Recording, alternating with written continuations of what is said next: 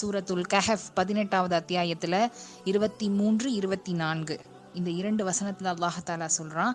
என்ன சொல்கிறான் அப்படின்னா, இல்லா ஐயஷ அல்லாஹு வதுகுர் ரப்பக இதா நசீத வகுல் அச ஐ யஹ்தியனி ரொப்பி லி அக்ரப மின் ஹாதா ரஷதா. சுபஹான் அல்லாஹ். இதனுடைய பொருள், எந்த விஷயத்திற்கும் நிச்சயமாக நான் அதனை நாளைக்கு செய்வேன் என்று திண்ணமாக நீர் கூற வேண்டாம்.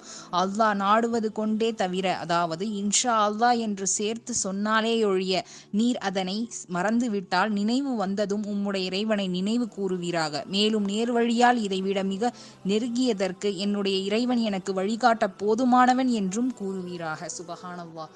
அல்லாவே சொல்லி கொடுக்குறான், நான் இதை செஞ்சிருவேன், அதை செஞ்சிருவேன், நாளைக்கு இதை பண்ணிடுவேன் அப்படின்னு நீங்கள் சொல்லாதீங்க, அப்படி சொல்லிடாதீங்க.